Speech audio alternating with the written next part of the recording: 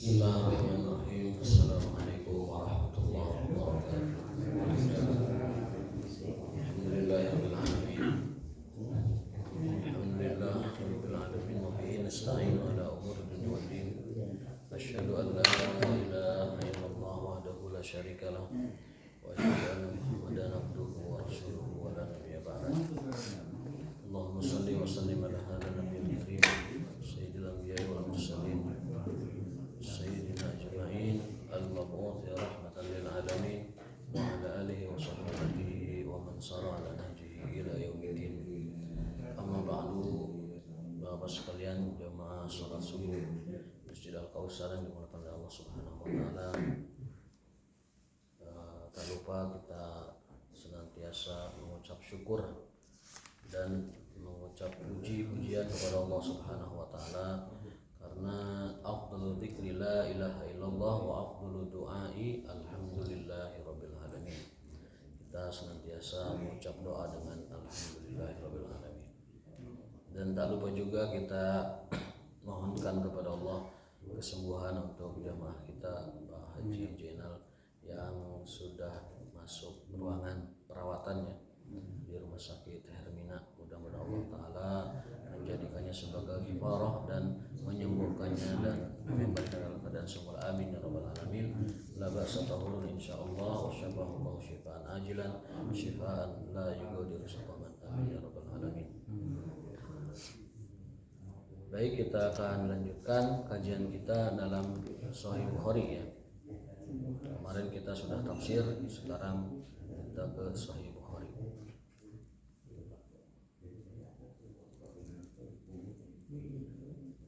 Dalam ayat Al-Quran disebutkan bahwa ketika kita ingin menunaikan sholat maka ambil wudhu. Wa in kuntum junuban fatahharu, kemudian wa in kuntum mardaw ala safarin aw jaa ahadum minkum minal ghaid aw lamastumun nisa falam tajidu ma'an fatayammamu, atau kalau tidak wudu kita tayamum dan lain sebagainya. Nah, ini ada pendapat ulama yang bisa dikatakan anomali ya. Jumhur itu mengatakan bahwa ketika kita hendak sholat maka berwudulah, sehingga bagi jumhur itu satu sholat satu wudu. Jadi kalau orang datang ke Jumat itu jam 8, jam 9, kemudian Jumatnya jam 12, itu mau Jumat wudu lagi. Itu pendapat jumhur ulama. Dan ini satu-satunya pendapat jumhur, bisa dikatakan begitu, yang menyelisihi qaulur rajih, menyelisihi pendapat yang kuat. Jadi rupanya jumhur pun ada lemahnya. 1 kali 2 kali lemah itu tidak mengapa. Mereka mendalilkan dengan ayat tersebut bahwa apabila kalian hendak sholat maka berwudulah. Begitu. Sehingga kalau jarak sholat dengan wudu masih lama maka wudu itu tidak berlaku. Itu pendapat jumhur atau mayoritas ulama. Namun itu menyelisihi pendapat yang rajih. Meskipun bukan jumhur, pendapat rajih ini dikatakan bahwa yang namanya wudu itu selama tidak batal tetap masih berlaku. Dalilnya cukup kuat bahwa Rasulullah SAW mengatakan orang yang sholat lalu duduk di masjid menanti sholat sampai sholat berikutnya datang, maka kata Nabi, huwa fis sholah man tadhara sholat. Dia ada dalam keadaan sholat, dihitung sebagai orang yang sholat sampai sholat berikutnya. Artinya walaupun kita duduk di masjid setelah sholatnya itu zikir atau ngobrol ringan atau baca tilawah atau lain sebagainya, selama di masjid menunggu sholat maka itu dihitung sebagai sholat. Jadi kalau kita sholat maghrib lalu menunggu sholat isya di masjid itu dihitung sholat, 1 jamnya itu dihitung sholat. Ini menunjukkan arti bahwa wudhu sholat maghrib itu berlaku untuk wudhu sholat isya. Nah, ini perlu saya katakan karena mungkin nanti di beberapa negara yang mazhabnya berbeda ada yang mengemukakan pendapat seperti itu. Ya, jadi anomali pendapat jumhur dalam hal ini adalah bahwa mereka mengatakan satu sholat itu untuk satu wudhu itu untuk satu sholat, dengan dalil ayat tadi, apabila kalian hendak menegakkan sholat, idza qumtum ila sholati faghsilu wujuhakum, manakala kalian hendak melakukan sholat maka basuhlah wajah kalian, tangan, wudhu maksudnya. Itu catatannya idza qumtum ila sholat, jika hendak sholat. Kalau tidak hendak sholat berarti wudhu sebelumnya itu tidak berlaku. Ya, bagi banyak orang ada yang selalu menjaga wudhu kan biasanya kan, setiap kemanapun mau pergi wudhu, mau tidur misalnya. Nah itu ketika mau sholat mah wudhu lagi meskipun masih punya wudhu. Itu pendapat jumhur, pendapat ulama kebanyakan, tetapi itu menyelisihi qaul rajih, menyelisihi pendapat yang rajih, pendapat yang kuat ya, yang mengatakan bahwa dalil-dalil menunjukkan bahwa satu wudhu itu berlaku untuk beberapa sholat selama tidak batal. Disebutkan juga ada sahabat yang setelah sholat maghrib itu terkantuk-kantuk, ta'aru usahum, lelenggutan. Ketika isya dikumandangkan, mereka langsung isya. Itu berarti mereka menggunakan wudhu sholat maghrib untuk sholat isya. Itu yang pendapat yang kuat ya, meskipun tidak dianut jumhur, tapi itu yang kuat. Sehingga kalau orang datang sholat Jumat jam 9 bawa wudhu, maka ketika masuk waktu Jumat ya dia sudah berwudu. Beda dengan jumhur mesti wudu lagi ya. Tapi kalau yang ini tidak. Dan saya pun ikut pendapat yang kedua tadi, bahwa wudu itu selama tidak batal dia berlaku untuk sholat apapun dan kapanpun selama tidak batal. Kalau mau wudu ada doanya nggak? Bismillah saja. Bismillah. Semuanya dulu waktu di Tasik tahun 60 kan sampai 70-an dulu kalau mau wudu itu membaca doa itu taharata wisolah, nama itu taharata wisolah, artinya wudu itu untuk sholat gitu kan ya. Jadi kalau tidak untuk sholat itu barangkali itu bismillah ya, bismillah. Jadi bismillah, cuci tangan, setelah cuci tangan lalu boleh tangan itu dimasukkan ke dalam bejana ya untuk berwudu. Begitupun mandi junub juga caranya demikian, cuci tangan dulu setelah bersih, kemudian cuci alat kelamin, kemudian setelah itu ambil wudu, lalu ambil air, masukkan ke sela-sela rambut kita kalau panjang dan janggut kita, baru setelah itu diguyurkan 3 kali, kemudian kanan 3 kali, kiri 3 kali, lalu baru mandi secara sempurna. Dan nanti kaki di bagian akhir dicuci lagi sebelum keluar dari kamar mandi. Nah sekarang kita masuk ke hadis yang ke 248. Asal lambat nih pergeraknya ini Bukhari ini, karena mungkin seminggu sekali. Dulunya kan intens ya, sekarang agak lambat karena diselang dengan kitab lain. Gak apa-apa, nanti kalau tamat Bukhari kita nyembeli onta ya. Seperti Umar bin Khattab disebutkan dalam riwayat Ibnu Umar, kitab Suyuti ya, sebutkan bahwasanya karena Umar bin Khattab adalah Umar bin Khattab mempelajari surat Al-Baqarah selama 12 tahun. Umar bin Khattab mempelajari makna surat Al-Baqarah 12 tahun. Ketika beliau menamatkannya, beliau pun syukurannya mencit onta. Nah, orang mata onta gini minimal ialah adina onta deh gitu kan. Kambing ya insyaallah. Tapi ini masih lama Pak, masih kalem aja masih bisa nabung ini. Masih nabung. Buat ontanya masih bisa nabung ya. Yang ada umur. Mudah-mudahan ada umur ke umur. Ibnu Hajar Asqalani menamatkan Fathul Bari syarah Sahih Bukhari itu ketika tamat itu mengadakan pesta besar-besaran. Datang para ulama, datang para pejabat, yang ramuan bupati datanglah.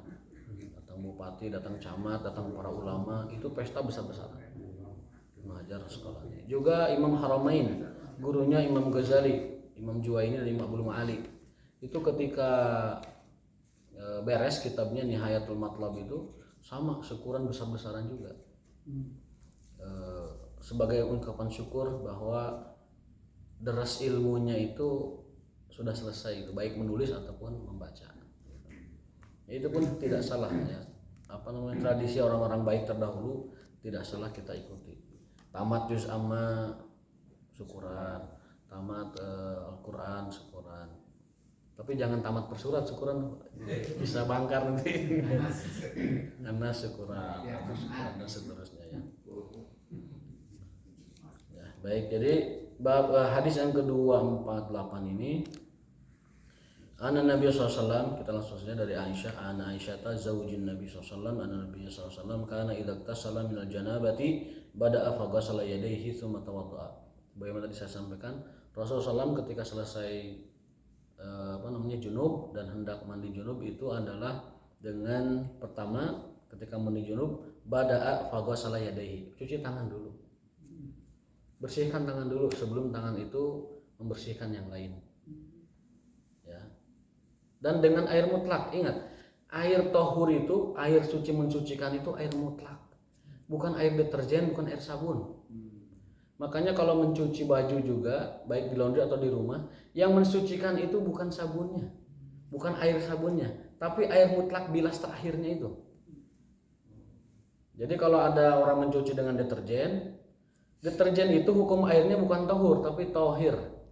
Mungkin secara kesehatan dia membunuh kuman dan membunuh bebauan-bebauan, tapi secara fikih yang mensucikannya itu air tohir, air tohurnya, air bilasnya. Karena kita pernah belajar macam-macam air itu ada 3, ada tohur, ada tohir, ada najis. Tohur itu suci dan mensucikan, itu air mutlak, ada 7 dalam kitab Fiqhul Akhyar. 7 itu air laut, air sungai, air sumur dan lain sebagainya. Air yang masih ada dalam keadaan sifat alamiahnya. Itu suci mensucikan. Ya. Yang kedua air tohir. Air tohir itu air biasa tapi sudah tercampur dengan zat lain.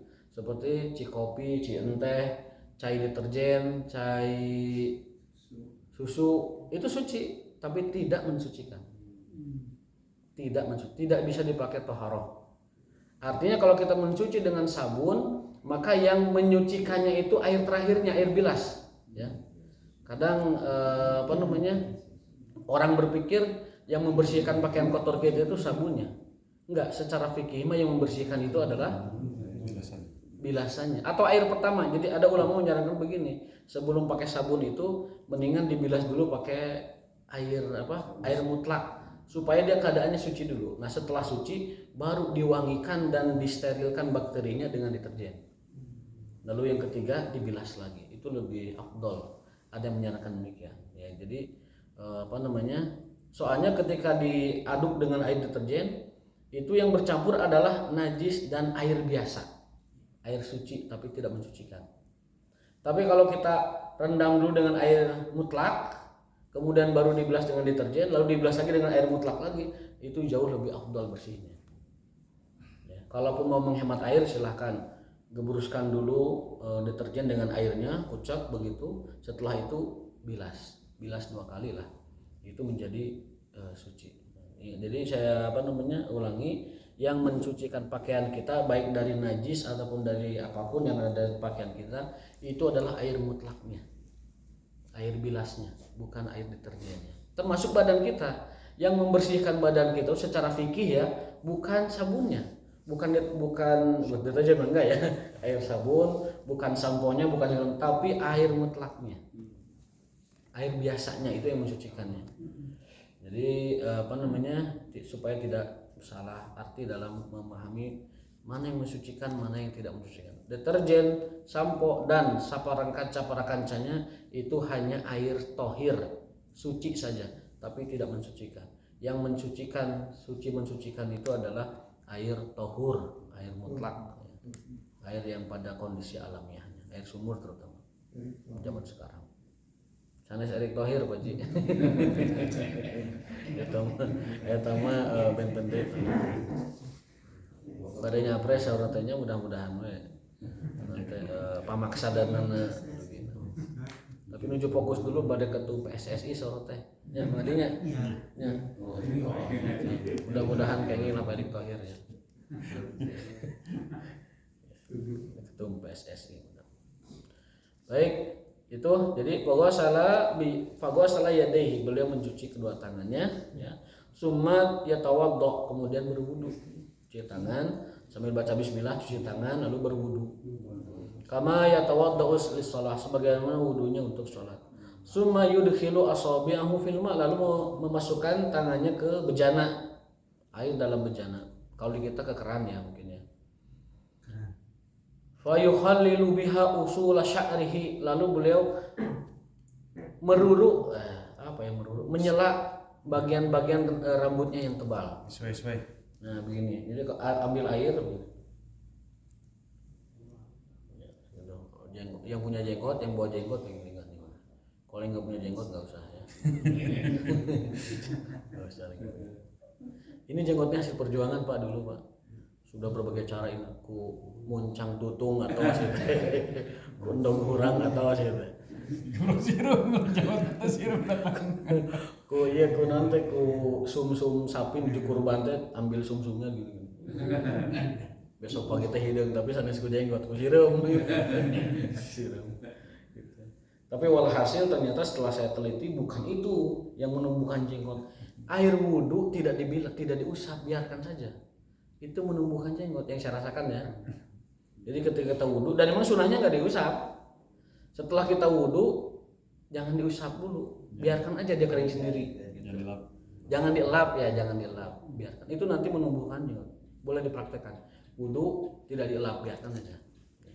Dielap nggak apa-apa, tidak masalah. Tetapi kalau tidak dielap itu lebih afdal. Biar kering sendiri. Dan juga sisi lainnya bisa menumbuhkan jenggot ini hasilnya, karena sudah berbagai eksperimen nggak mempan saya ini. Terus muncang lebih kandang hurang atau sadaya, tapi itu mempan. Duga ku ikan gabus dari gosok mana lagi? Itu menghilangkan dosa itu tetesan. Oh iya betul. Air wudhu itu yang menetes dari jari-jari dari wajah itu menggugurkan dosa-dosa yang dilakukan oleh anggota tubuh itu. Ketika kita usap wajah, airnya berguguran, itu dosa mata, dosa hidung, dosa telinga, dosa pikiran itu gugur. Jadi waktu dulu itu mungkin belum ada handuk itu. Kalau sekarang orang buru-buru cepat dihandusin kan sekarang itu. Kalau dulu apakah belum ada handuk itu fungsinya itu tidak, supaya ngalir? Tidak mesti handuk, zaman dulu kain udah ada. Lap mah ya lah. Lap mah udah ada. Kan orang pakai baju kan, ada lapnya Mas. Iya kin mangel ya. Jadi sudah pakai kain udah ada. Karena teknologi itu sudah masuk dari sejak zaman peradaban kuno, pakaian sudah ada. Itu diusapkan dielapkan kain itu ke anggota wudhu sudah bisa. Tetapi dianjurkannya itu biarkan dia mengering sendiri. Allah sorry. Jadi tadi hikmahnya kalau kita ingin menumbuhkan jenggot, saran saya itu biarkan air wudhu itu di dagu itu dia terus mengendap. Jadi sering disirami gitu, seperti stroberi Mas Rosadi itu buahan itu dengan diairi terus itu bikin jenggot kita. Dan alhamdulillah Pak, orang yang pakai jenggot kemana-mana bawa jenggot itu pahalanya tiap detik dapat Pak. Selama jenggot itu dia bawa kemana-mana itu pahalanya tiap detik. Asal niatnya sunnah. Saya ini mengamalkan sunnah. Jadi kemana-mana kita bawa jenggot itu dapat pahala. Persis seperti perempuan pakai hijab. Kemanapun dia, selama dia pakai hijab per detiknya dapat pahala itu. Dapat pahala menjaga aurat dan menutup diri dengan hijab syar'i. Itu tiap detiknya dapat pahala. Kalau laki-laki ini jenggot, kemana-mana bawa jenggot dapat pahala. Makanya boga jenggot mah sarege pahalana badan. Soalnya jenggotnya kan dibawa terus. dilepaskan dibawa terus ya, kerja dibawa jenggotnya dapat pahala ya, kemudian kemana-mana dapat pahala. Yang punya jenggot, yang tidak punya jenggot dapat niat pengen punya jenggotnya. Yang penting ada niatnya. Saya tuh sebenarnya pengen jenggotan tapi nggak sempat begitu ya, nggak tumbuh begitu. Karena tiap orang kan beda-beda, ada yang jenggotan, ada yang kumisan kan beda-beda. Jadi itu payukhalilu biha usul sya'ri, semua ada rambutan itu ditahlil. Ditahlil itu disela. Nah, begini. Sebelum mandi. Setelah wudu sebelum mandi begini. Nah, gitu. Ditahlil. Summa yasubu ala ra'sihi salasan, lalu tuangkan air ke kepala 3 kali. Jebur. Salah sagurafin biyadihi, dengan tangan. Jadi kalau Rasul itu mandi junubnya itu sederhana, ada air ambil dengan tangan masukkan. Nah setelah 3 kali kepala, lalu 3 kali bagian badan. Gini. Makanya pantas Rasul itu nanti di hadis berikutnya dijelaskan mandi junub itu cukup dengan satu sagayung. Rasul itu mandi junubnya sagayung. Jadi air diambil. Jadi yang penting air itu sampai ke seluruh tubuhnya. Dan ambil lagi 3 asal basuh. Urang mah 2 bak itu cukup.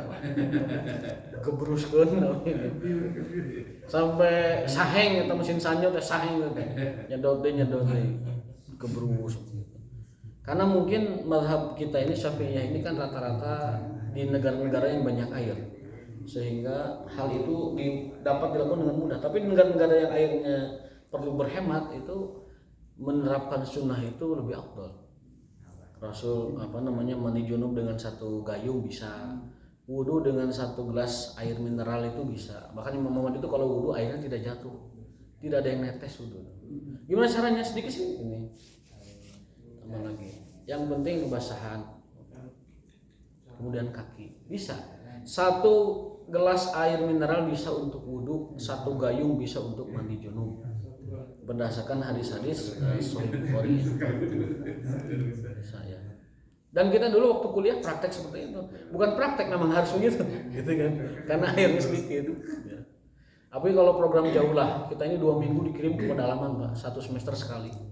Dalam perkuliahan 4 tahun itu 2 kali totalnya minimal. Itu dikirim ke pedalaman 2 minggu begitu. Karena kita orang asing di sana dan mungkin daerah Sudan itu kan daerah gurun ya, kecuali daerah selatan itu daerah hutan, daerah subur. Itu ya begitu, wudu dengan 1 botol aqua kecil itu harus bisa. Dan kita terbiasa akhirnya. Kemudian mandi junub, kalau kita junub mimpi atau bagaimana itu 1 gayung itu harus cukup mandi junub itu. Bahkan istinja dengan teko di sana. Istinja tuh bawa teko, bekal teko gitu kemana gitu istinja. Di orang mah bisa. Di orang mah minimal istinja teh 2 ember 3 ember. Iya gitu kan. Nah itu hal-hal semacam itu ada dalam hadisnya, ada dalam itu. Rasul itu kalau mau buang hajat bawa ibrik itu semacam teko tinggi. Itu selalu Rasul buang hajat bawa itu. Jadi hal-hal itu tuh sunnah. Kalau bisa diterapkan itu sesekali afdal, bahwa kita sempat mengamalkan apa yang diamalkan oleh Rasulullah SAW. Adapun nanti kembali ke kebiasaan kita silahkan saja, tapi sesekali mau boleh diamalkan, bahkan patut diamalkan karena itu ada dalam hadis-hadis Rasulullah SAW. Kalau yang biasa istinja dengan keran, tafadhol, tapi sesekali menggunakan ibrik juga itu mengamalkan sunnah. Kalau pakai ibrik misalnya BAB. Bukan kibrik, ibrik. Ibrik. Itu kan misalnya kita BAB itu ya. Kan katanya suci harus hilang baunya, hilang rasanya berasa. Itu kan kalau saya itu maaf aja, saya itu kalau BAB misalnya kalau masih bau tak sabun lagi tak. Karena nggak terbiasa. Kalau terbiasa dengan ibrik itu bersih. Karena nggak terbiasa, Mas. Jadi kita kan 1 gayung tuh cuma ngebasahin aja, 1 gayung berikutnya baru untuk bersihkan 3 gitu. Kalau dengan ibrik itu dari awal sampai akhir bersih. Saya sampai keran aja kadang-kadang takutnya masih bau. Kalau saya apa aja mesti saya bau. Ya jangan dibau, yakin aja udah. Kalau dibaunya pasti bau, Mas, sebelum pakai sabun pasti bau. Ya, pokoknya saya karena punya pedoman itu kalau masih ada bau berarti masih ada najis gitu. Iya. Dapat dewi. Karena nggak terbiasa. Hati-hati itu. Karena nggak terbiasa. Itu yang meringankan. Hati-hati mana Rasul dengan kita, Pak? Rasul dengan kita hati-hati mana? Ayo angel tuh. Wangel gitu. Rasul itu kalau istinja pakai ibrik. Ibrik itu mungkin 5 meter, bukan 1 meter ya. Pak Haji mungkin tahu ibrik itu. Nah itu. Pakai itu bisa. Rasul menerapkannya, sahabat melanjutkannya dan para imam dan kita yang kuliah di Timur Tengah pakai itu. Kalau sedang dakwah di pedalaman. Pedalaman Arab itu bukan hutan, bukan kebun, gurun sehingga airnya terbatas. Orang kalau mau ngambil air berangkat dulu ke sumur induk yang dibikin pemerintah, bawa lagi ke rumahnya, orang kan kesusahan. Sehingga kalau kita setiap malam menyediakan satu ibrik, udah itu kita aman. Satu orang satu ibrik. Bisa Mas, bisa itu. Enggak ada bau, enggak ada apa. Jadi jangan dibaui. Jangan dibaui. Gitu kan. Bisa jadi yang bau itu bukan dari situnya mungkin. Mungkin ada yang nempel di sini mungkin. Iya. Jadi mau 1000 kali cuci tangannya akan bau terus. Ternyata nempelnya di sini. Sampai saya sabun berapa kali gitu. Iya mungkin di sini baunya. Ada yang mantul gitu. Tek. Jadi lama. Kalau sudah sabun berkali-kali masih bau itu bukan tangannya. Bukan tangannya, berarti memang ada di tempat lain si bau itu gitu ya. Jadi saya bau. Karena tadi berkali-kali pakai sabun masih bau, saya yakin itu bukan tangannya berarti yang bau, tapi tempat lain. Mungkin ada yang mantul ketika. Jadi apa tadi? Tahu dari sholat summa yudkhilu asabi'ahu fil ma'i, masukkan jari jemarinya ke dalam air. Wa yukhalila bi usudah tadi, ya subhanallah ya salasan, kemudian menuangkan air ke kepalanya 3 kali. Biyadaihi dengan 2 tangannya. Berarti gini. Ke kepala 3 ya. Setelah itu ke bagian kanan, lalu ke bagian kiri. Saya pernah ngajar di SMA, itu ada yang nanya, Pak bagaimana cara mandi junub? Saya tanya, ayo manis balik tiraha di kelas 3 SMP, tuh 3 tahun tuh bisa mandi junub. Satu sisi miris, udah ke sekolah tak apal-apal acan gitu mandi junub. Sisi lain bangga, dia mau bertanya gitu. Nah ini mungkin gambaran umat, bisa jadi itu banyak juga yang tidak tahu tata cara mandi junub. Yakin ya, Itu harus disampaikan gitu kan. Tidak diajarkan mungkin ya, tidak cukup pembelajaran untuk kesana atau bagaimana lah, mungkin yang jelas dia tidak tahu. Di masyarakat kita perlu sekali ilmu agama. Bahkan Pak, mohon maaf, suami istri itu kadang latah main cerai aja itu, tapi gabung lagi. Jadi pas saya cerai, tapi tetap sarumah dan tetap campur gitu. Padahal secara agama mereka sudah cerai. Dan itu faktanya banyak. Karena apa? Karena banyak yang konsultasi semacam itu. Via WA, via WhatsApp itu bertanya seperti itu. Secara hukum agama sudah cerai, tapi karena tidak tahu hukumnya mereka masih saja campur padahal sudah cerai. Nauzubillah min dzalik. Karena kejahilan, karena mereka tidak menyempatkan diri untuk talabul ilmi. Minimal ilmu-ilmu dasar lah yang paling dipentingkan dalam kehidupannya. Toharo, fikih nikah, fikih tolak, fikih hal-hal dasar ya, minimal itu harus tahu karena itu penting buat hidup kita. Kalau Bukhari mah kejauhan lah, yang penting itu aja yang dasar-dasar semacam itu, dan itu fakta di masyarakat. Biyadaihi, jadi 3 mengambil air dengan kedua tangannya, kepala 3 kali. Summa yafidul ma ala jildihi kulli, lalu setelah itu mengusapkan air, menyampaikan air ke seluruh tubuhnya. Menyiramkan ke seluruh tubuhnya.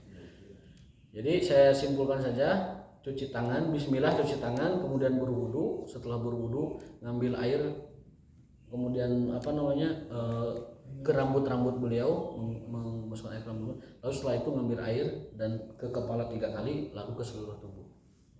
Itu tata cara mandinya Rasulullah SAW kadang keadaan janabah, dari riwayat Aisyah radhiyallahu taala anha. Terakhir cuci kaki.